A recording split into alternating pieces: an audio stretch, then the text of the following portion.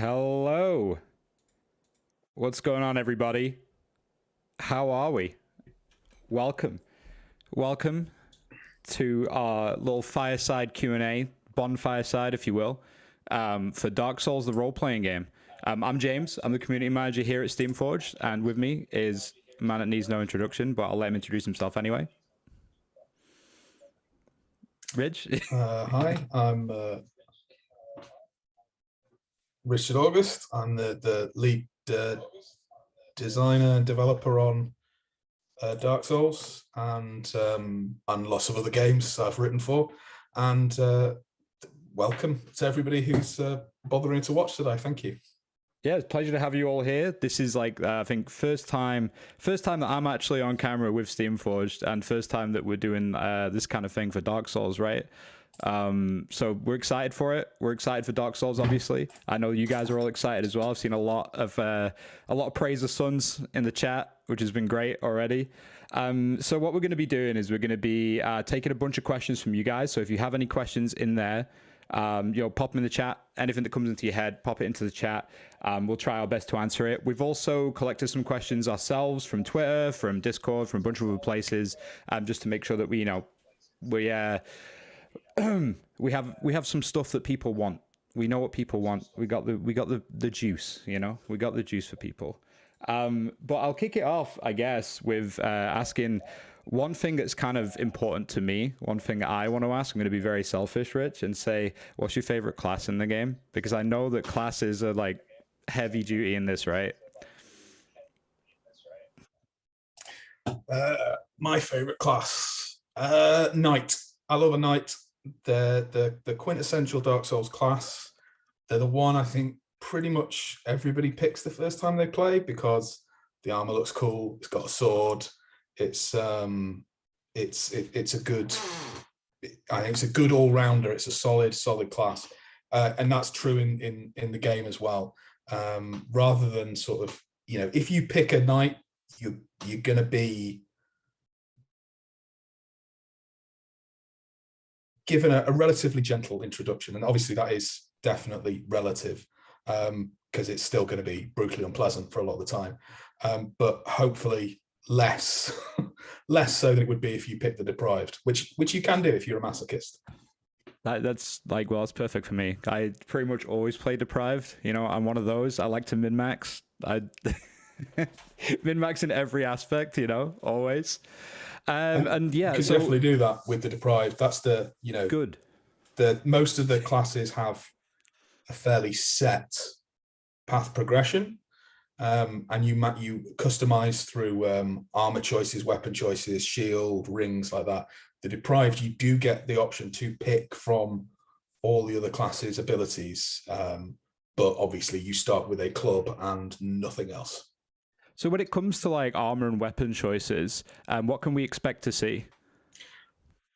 It is, I mean, that chapter, writing that chapter nearly killed me. It is pretty much every weapon, set of armor, shield, and most of the magic rings written up for use in this game. So it is a beast of a chapter. It's over, I think it's over 100 pages or close to. Certainly was in manuscript. And Elliot Smith, who did the layout, has given them all beautiful little, almost like cards. So it's very easy to pick out and work out precisely how you want to design your character. That's super nice. And how would you design yours? What do you reckon the coolest armor is in the game? Onion Knight, all day long. Great choice, incredible choice. We love the boy, we've got some questions in chat as well. We can take a stab at. Is there a scenario in the book, says Simon? No, there isn't an initial kind of kickoff adventure in the book. We are hoping to do something like that in the future. I can't confirm anything, but it's certainly something we're looking at. Basically, it was a question of space, and the book is already thick enough to stop a bullet. So we had to compromise on something, and I thought that people have their own ideas in their heads of what a Dark Souls adventure should be. So it felt like that was the thing we could cut, rather than, you know, equipment or fewer monsters or something like that. Cool. Another question, sort of, I guess a couple of questions here are kind of similar in nature. So I'll go for one of them first. Are the stat blocks on monsters going to be much different than those in the regular 5e monster manual? The stat blocks themselves initially don't look that different. Obviously, there's no HP, there's position, and some monsters have bloodied stats, but it's more in the features and the ability, the actions, where you start to see the major differences. So larger monsters have position spends spelled out for them. Bosses get to spend position as though they were player characters. That is, they can spend it on a 1-for-1 basis to affect dice rolls, which means, you know, you think you've just you've got lucky, and I don't know, Yorm the Giant's rolled a natural 1 and missed you, and then suddenly Yorm the Giant spends 15, 16 of his position, and you're you know, taking the full force of one of his blows. Bigger monsters as well have bloodied states. So there are differences. They're not, I wouldn't say, you know, if you wanted to backwards engineer some of these creatures to fight in a more traditional 5e game, I wouldn't think it would take a huge amount of time. You'd definitely have to strip out some stuff, and some of the really cool abilities that, you know, Alex Delaney and I have kind of built up while we were writing the book and the monsters, you'd probably have to get rid of. But yeah, you could make them work. That's good. Speaking of bloodied, actually, we had a question from Callum in the chat, which says, with the existence of bloodied state, can we expect to be able to build a berserker-esque character that thrives on the knife's edge of risk and reward? Yes, you definitely could. And there is the warrior class, the northern kind of version of that does have a very, it's basically rage, but a little bit of a tweak. So you could definitely use that with the bloodied state. You pick bloodied from your origin. So if you were to pick, say, the bruiser origin, and then combine that with the warrior class, you'd get something that fits that particular playstyle very well. And if you chose something like a Zweihander, or a weapon that does real damage, you could put together something absolutely formidable that, you know, if it doesn't kill very early, is going to get hit back pretty hard. I can run around with the twin blades then. That's if you want to do, I am always taking a shield. Always really? Taking a shield. I don't know. I like to roll the dice a little bit, you know, like metaphorically, and just see what happens, right? I admire your bravery, and I will mourn your death. Yeah, I just roll. Just keep rolling. That's my life advice. Another question here from Simon, which is, I think, quite an interesting one as well, because I wanted to ask you about bosses in the game. Simon asks, bosses are a big part of Dark Souls. Is there a big difference between a normal monster and a boss? There is. I mean, bosses are, I would say, almost exponentially nastier. And I made reference to some of the abilities Alex Delaney has built for them, and a couple I did, and some of them are insane. So I was, and this is in fact a monster slightly further down the line, so it's not in the core book, but a boss in the core book has an ability so nasty, I almost cut it, but I decided actually it's kind of in keeping with Dark Souls, so we're going to we're definitely going to keep that. But yeah, basically there's a matter of degree. They are much harder to kill. They have a lot of position spends that allow them to do really, really horrible things. They can spend position like characters to tweak their rolls, which normal monsters can't do. They have bloodied abilities, which make them stronger after they hit 50%. And in general, they just get to do, I mean, everybody who's played Dark Souls, some level of seriousness and encountered a boss knows how they manifest in the game and the kind of stuff they can do. We've tried to capture that.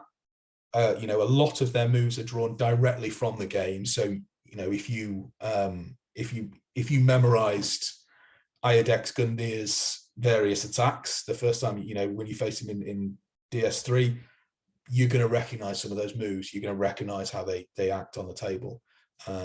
So they are much, much nastier. And I think even the weakest of bosses is, you are going to want to be prepared before you go in there, and you're going to have to work as a team because they will table you.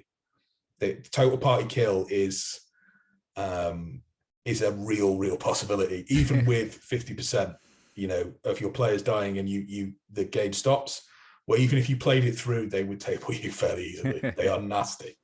But I think that's what we want, right? That's what was, you know, at least myself as a Dark Souls masochist that just constantly enjoys that treatment. that's part of the job for me. Exactly. So you mentioned position there as well. Position's quite important in the game, right? Do you want to quickly explain that?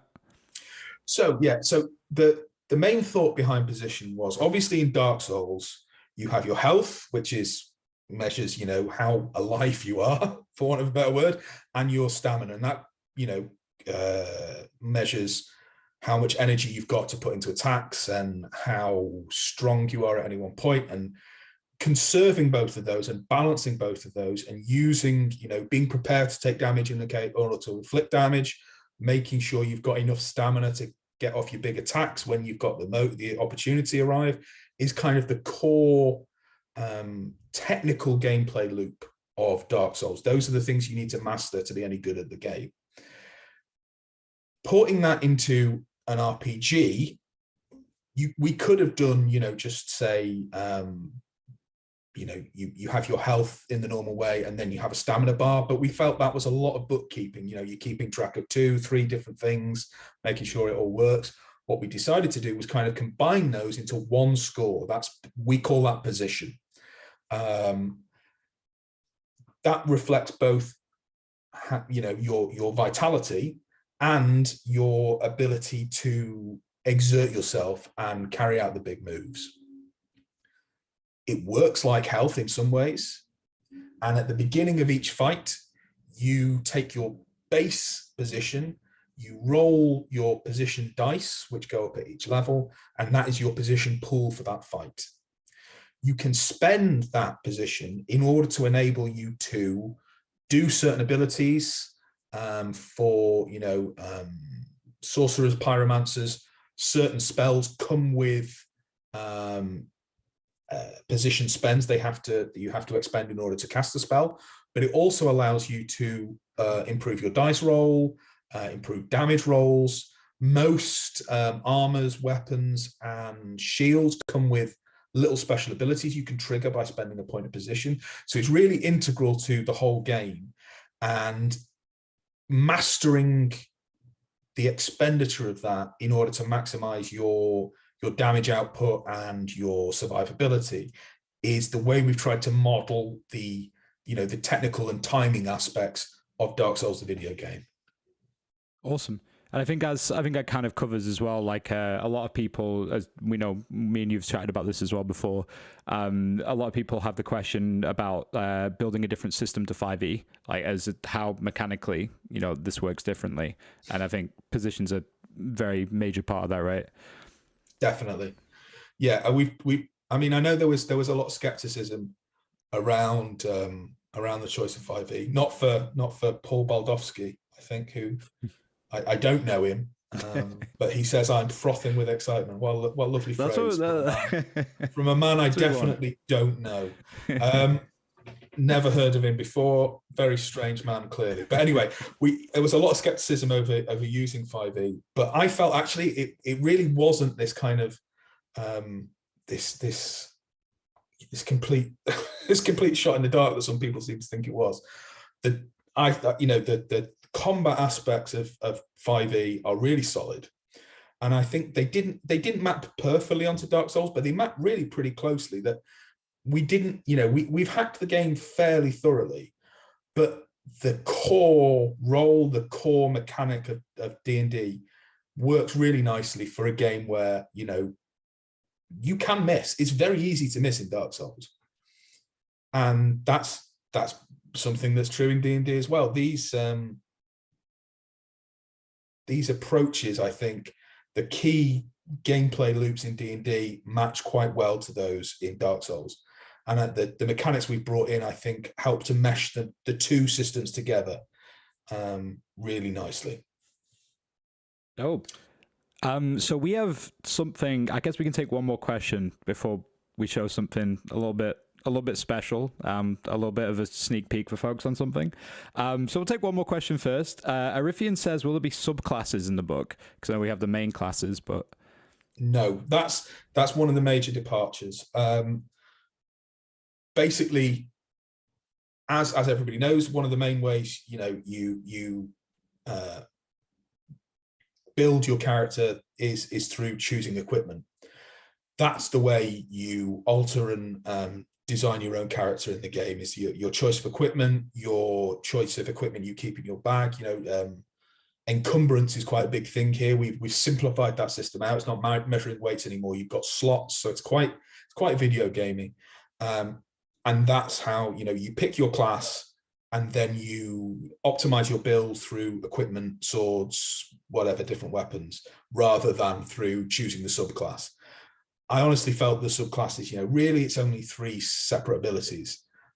Whereas here you can continuously change those out. You can have 4 or 5 different sets of armor that you have access to, allowing you to change depending on the boss you fight, the people you're coming up against. I thought that free form element was more integral to the actual Dark Souls experience. Makes a lot of sense. That makes a lot of sense. Hopefully that answers your question there, Arifian, as well.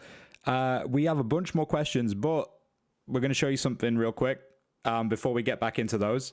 A little sneak peek of something that's coming very, very soon. So I'm going to run this trailer and we'll be back with you in a moment.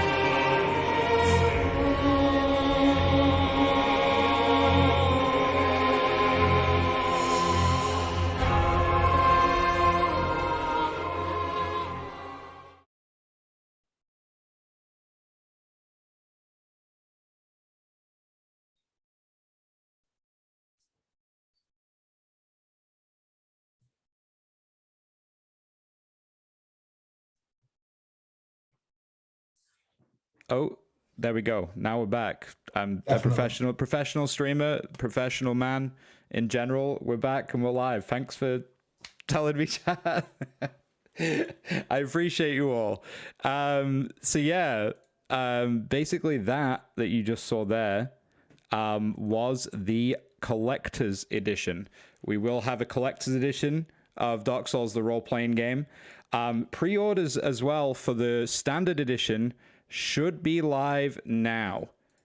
So if you want to pre-order, you should be able to pre-order right now. You can head over and pre-order it on the site. If someone could post a link in the chat as well, if we have some of our lovely Steamforged staff members in the chat, I believe someone should be around.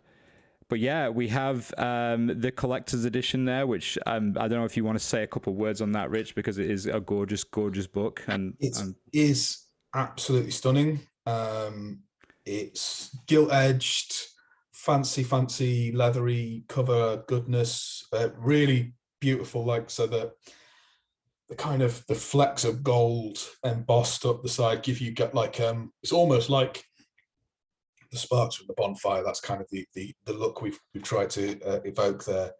Don't worry, Kale Brands. It's absolutely fine to have ordered the standard as well. The pre-order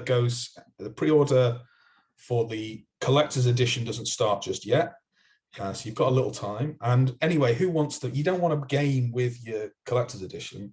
That's for the shelf. It goes That's in the way I do it. You have your standard edition for gaming. It's a really, really stunning piece of work, and that is extremely limited. I think. Are we allowed to say the number? Are we allowed to say that? I'm going to say the number. China can shout at me later. There's only going to be 5,000 copies. That's it. Once they are gone, they are gone. Apart from the one, well, no, because that's still coming out the 5,000. There's 5,000, but I am having one. I just put that. So it's 4,999 that people can get hold of. You deserve one. Thank you. But yeah, the collector's edition as well. I saw someone in chat ask the question when the collector will be up for pre-order. That pre-order will be next week, February 16th, at 15:30 UTC. So mark that down.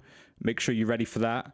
Yeah, next week, the collector's edition. It is gorgeous. I'm very, very jealous of everybody that gets one. It's very nice. It's a grossly incandescent book. I love it. It is.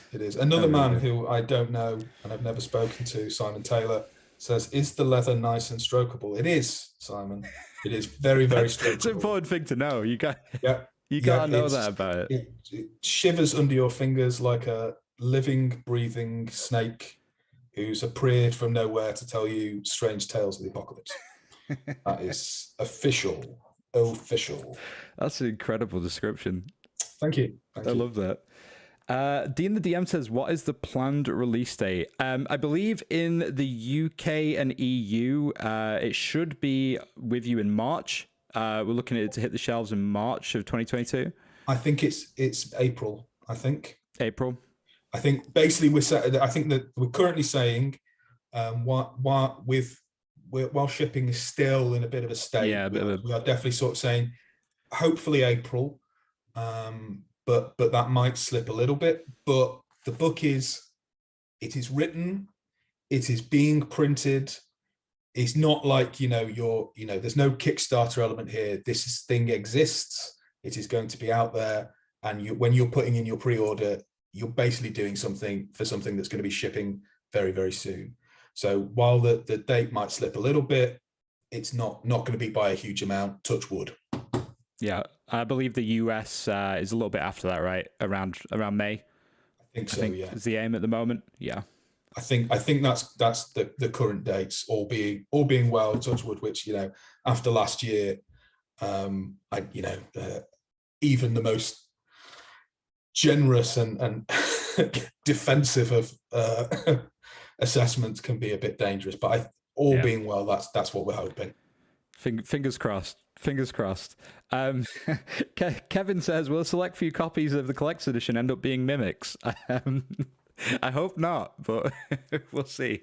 I as long as mine doesn't. Okay, yeah, it doesn't matter about everyone else. It's as long as mine doesn't. If you're not approaching your leather-bound books with the caution that every Dark Souls player should exercise when approaching any inanimate object, that is on you. That's life advice. Life advice for everyone there. Yeah. Always be prepared. Gone Hollow Media, fantastic thematic name there, says price point yet to be announced. So you can pre-order the standard edition right now. The standard edition is up on the site at the moment. I believe it's $44.99 in the UK in pounds, $49.95 in dollars, and $44.95 euros, I believe. So it should all the details should be up there, regionally as well for your region. You should be able to find that on the website. What else have we got question wise? Got a bunch of questions. A lot of happy Dark Souls fans, which is great. Oh, that's a great question from Ian. Not sure if this has been asked, but how does the game cater for social encounters? They're not a large part of the Dark Souls game, but they do form one of the three pillars of D&D RPGs. So the GM section is really, really focused on building authentic Dark Souls encounters. And whilst, as Ian, I think, rightly notes, they don't form a huge part of Dark Souls, they are always memorable. There are countless Dark Souls memes and, the amazing weird laughter and stuff like that. So the focus is very much on creating interesting, authentically weird Dark Souls NPCs. So there's lots of tables for building those. of the kind of quests they give you, the weird quirks they have. So it's an attempt. I think it's one of the things that really animates Dark Souls and makes it so great is how sparingly but cleverly it uses the NPCs, is how they reinforce the world. And that's definitely something that the GM chapter focuses on and hopes to help GMs create, is that, yeah, you're not going to have, masked balls necessarily, but you are going to be able to enrich your games with cool and interesting NPCs. The NPCs are some of my favorite parts as well, except patches. Nobody likes patches. I don't like patches. I definitely don't like patches for past experiences. Alexandre says, can I get the time of the collector's pre-order? Yes, that is February 16th at 15:30 UTC. So that's next week, February 16th, 15:30 UTC, if you want to note that down. Antonio says, will there be some future additional materials like campaigns or even an Adventurers League D&D system? So I don't think we'll ever do anything as extensive as the Adventurers League, although I think the Adventurers League does some really, really great stuff, and some people I really like and admire right for it. I just don't think that's going to be the way we go. We are definitely looking at doing more material. This is not going to be a one and done book. We are already planning and even arranging writers for some of the planned stuff we've got in the future. I can't say any more than that. Beyond that, I am hoping that it will certainly kind of scratch the adventure itch that some players and GMs might have, and then also, I think the other book will be monstrously big. Let's say that. I'm sure you can read between those particularly unsubtle lines, but that's all I'm going to say for now. And Ian has actually led me to something in the chat there. So speaking of locations and such, we are mostly in Lothric, right? For the core book, like majoritively. Yes, yeah, pretty much. Well, the core book is solely focused, bar a couple of monsters, a couple of iconic monsters and stuff like that on the third game. That is something we are hoping to move beyond in the future and bring in certainly the iconic locations of Dark Souls 1.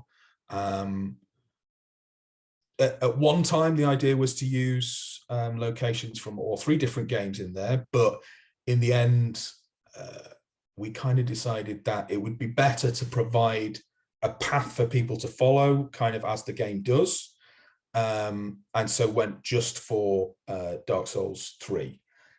But yeah, I am hoping that whether it will be in the next kind of 2 books wave, or at least, or maybe a book after that, we will rectify that particular omission, because who doesn't want to see the awesome places from the first game, particularly, I think I'm really interested in how we'll do Anor Londo, because obviously you have that in the third one and in the first one, and I think the changes between them will make for some interesting gameplay points, and possibly some interesting writing opportunities. So that is, that's something I'm quite interested to do, all being well and me being given permission to make that. Speaking of the monsters as well, I was actually thinking myself, so there's loads of different monsters in Dark Souls, right? Like ranging from the bosses obviously down to just like everything that you encounter that wants to kill you in that game, which is pretty much absolutely everything. Do you have a favorite yourself that you've written for this game? Well, I mean, I should say that most of the monsters were written by Alex Delaney. He did a really amazing job there. I think my favorite of the ones he built and we kind of, you know, put together and took apart and put together again is probably, I mean, I just love Yorm the Giant. I've said this before in a couple of interviews. I think the kind of story he has is so sad and so beautifully tragic and elegiac and really nicely, perfectly Dark Souls and perfectly executed. And also he's an absolute beast, and he is a beast. He's a beast in the game. In fact, I had to tone down Alex's original version of Yorm the Giant because he, you know, there's difficult and there's frankly unfair. But he was so cool. You know, Alex did a really great job with him. He put in some really cool stuff, and the version that will be on people's tables is a really great representation of the things that make Yorm the Giant such an intriguing and oddly moving character to encounter. I love that. Yeah, I love these little backstories to a lot of like the Dark Souls bosses and characters in the game, because it's all quite tragic, you know. Even if they maybe don't treat you the nicest way in the game, there's a lot of tragedy going on behind the scenes. I mean, I think that's one of the things. I think that's one of the things the role-playing game can hopefully give people is, you know, is maybe a chance to redeem some of these bosses in your games. You know, perhaps but you know, absolutely fine if you want to stick to the Dark Souls as written and that's the way you want to do it. But I mean, I think I'd want to try and kind of preserve Yorm the Giant some way. You know, make the meeting with the friend who betrayed him but didn't betray him, actually bring those two together and see, you know, in my head canon what transpires then.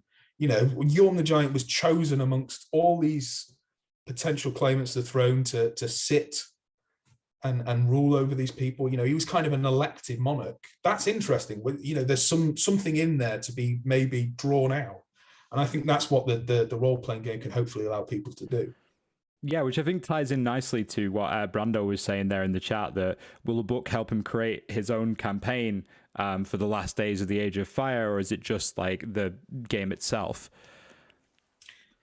No, there's definitely advice in there on building your own campaign and even on building your own locations.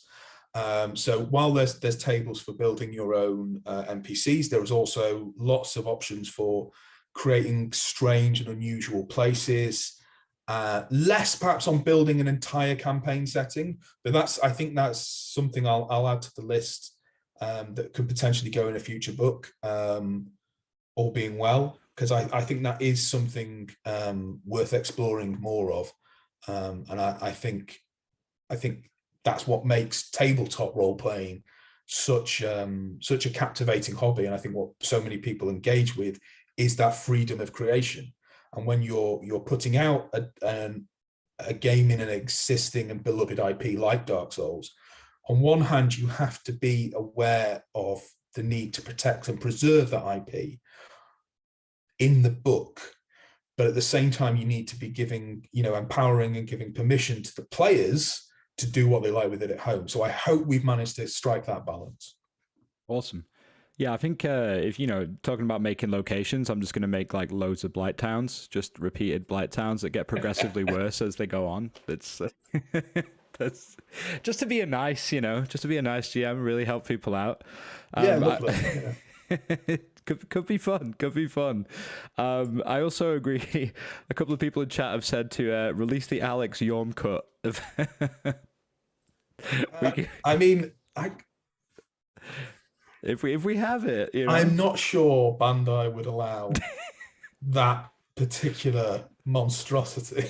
The special, because I think there's going to be just too many crying players at the end of it.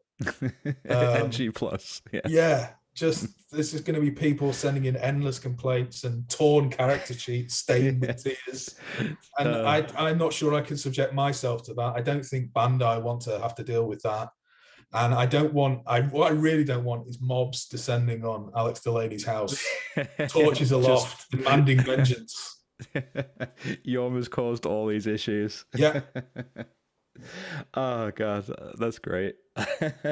I've seen a couple of times in chat as well. People asking, will a PDF version of the book be available? Yes, it will.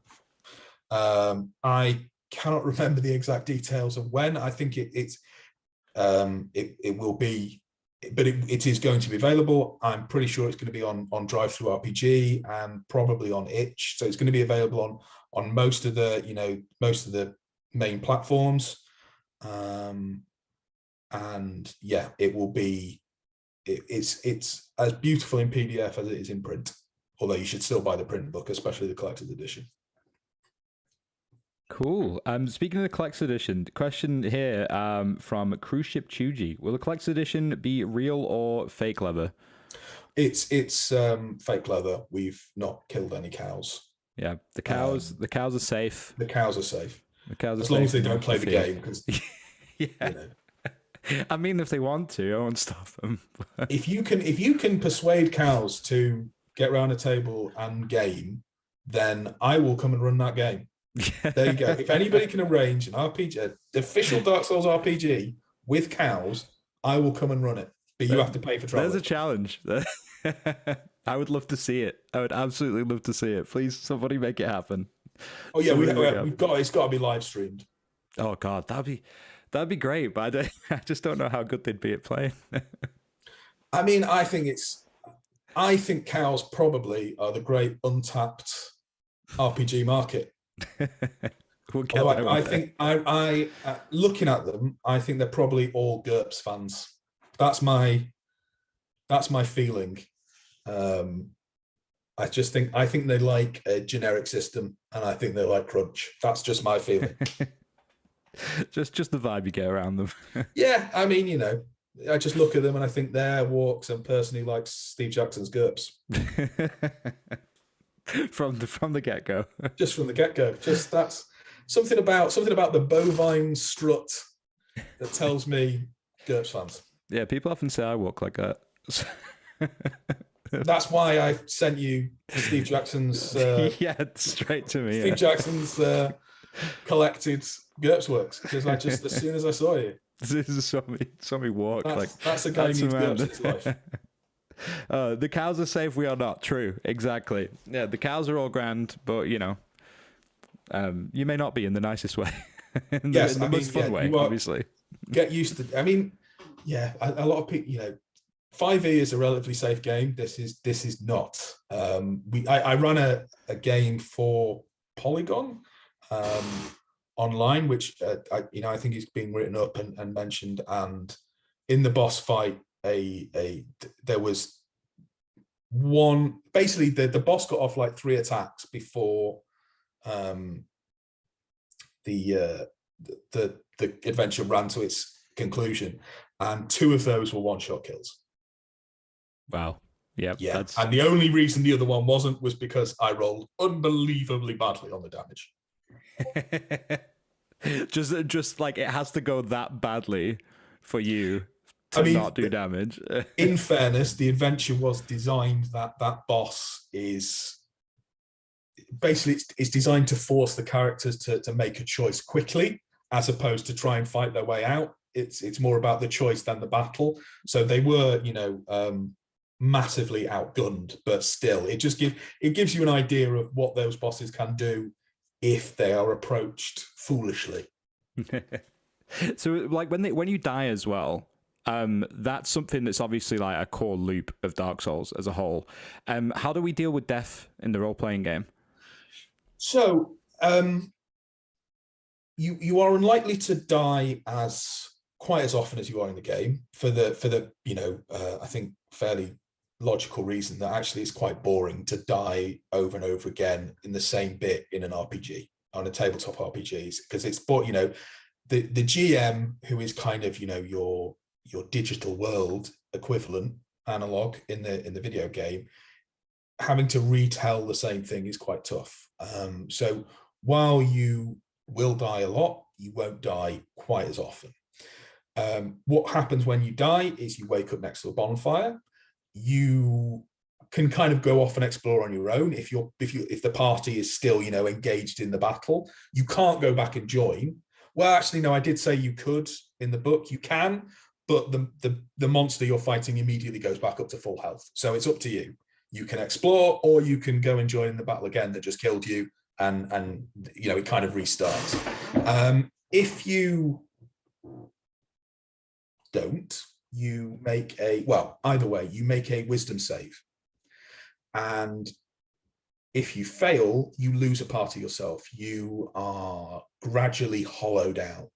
Now, these have small mechanical defects, but they're also a lot about the role-playing angle. And I think that's what the tabletop RPG can do in a way the video game didn't focus on to the same extent, is the existential anguish, is the consequences of living and dying again and again and again and again and again. So you kind of, if you like, as you're being reborn, you're forced to live with the consequences of your rebirth, of your death, of what, you know, each part of you being, you know, gradually whittled away means. So that's where death comes into play. You will, obviously, you'll be able to learn, you know, how to work as a team, how to better police your resource expenditure. But a lot of the focus is on the more narrative aspects of Dark Souls, on you know, the kind of subsumed story and what's going on to your character as an individual. And Callum says, to follow that up, how does rejoining work in regards to the 50% death equals wipe rule? If you can get back in time, is that the equivalent of an extra life? No, if you get back in time, as I kind of mentioned it, the monster, if you decide to rejoin the battle, the monster or boss you're fighting goes back up to full health. You can rejoin. Or you can wait at the bonfire, or you can go off and explore by yourself. You know, if there was a path you didn't take, if there was something you didn't pick up, you can go off and do those things whilst you're waiting for the rest of the party to get back. If half the party dies, then you all immediately basically wake up at the bonfire, irrespective of where you are. Nice. You know, if you had spent, you know, 15 minutes kind of wandering around, and then the party passes the 50% cutoff pass, bang, you're back to the bonfire. You're back. Yeah. So that you can restart the game together, basically. Yeah, you're in it together, right? Exactly. Yeah. That was one of the things we tried to build in with the different abilities and potential position expenditures, is that fighting together makes you much more effective. You can build moves, sequences of moves, set people up for big hits and move away, so that, you know, if you play tactically and together, you have a much higher chance of survival than if you kind of all, you know, or even if you just use one strategy, etc. You know, you really have to think for each encounter. Nice. A lot of bovine chat going on as well. So, you know, fully enough, that's actually the next segment that we'll be on next week. Rich will be joining me for bovine chat. It's going to be it's going to be a 4-hour long stream where we just talk about cows. Keep your eyes peeled for that one. We had a couple of questions about VTTs. As far as I'm aware, I don't think we have any current materials out there for Dark Souls for VTT, right? No, it is something we are thinking about very carefully. We obviously, anything we do has to have sign off with Bandai, so we want to make sure we put together the best kind of possible case and package to show them.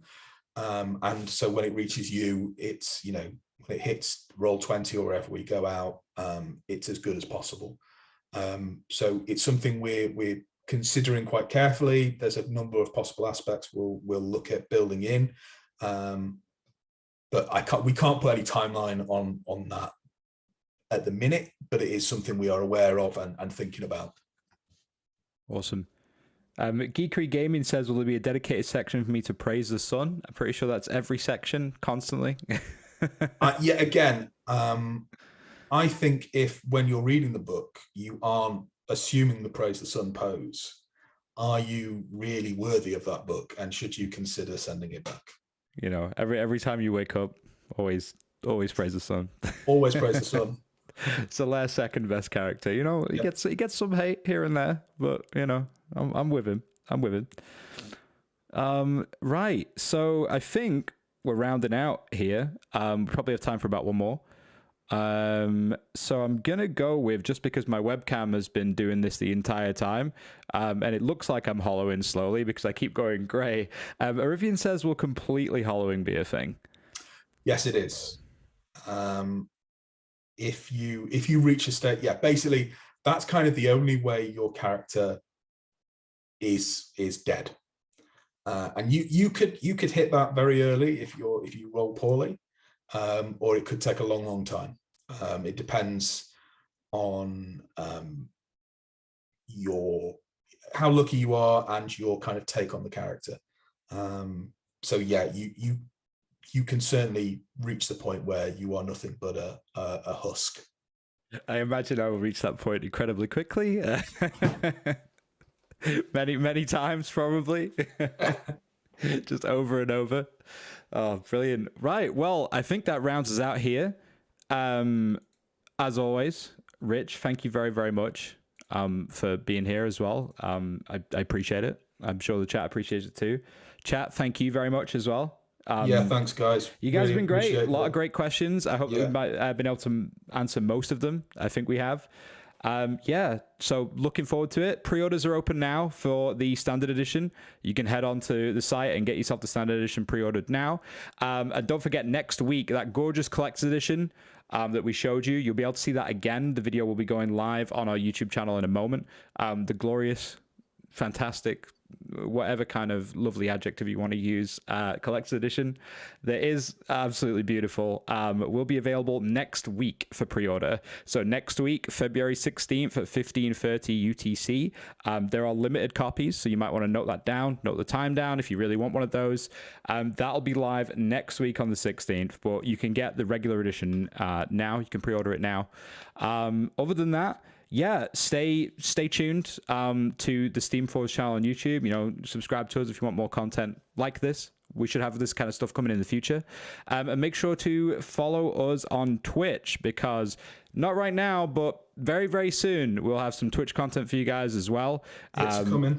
More of this kind of stuff, a bunch of different kind of things that we're working on. You know, all fun things. You might get to see my face sometimes, which is, you know, always appealing. And Rich is more so. But thank you very much for hanging out. That's twitch.tv/Steamforged, by the way, if you want to follow us there for the future. Yeah, other than that, praise the sun. Have a lovely day, evening, morning, wherever you are in the world. Thank you for joining us. Rich, thank you again for joining me. And yeah, Praise the sun. Catch you next time. Praise the sun. Bye bye.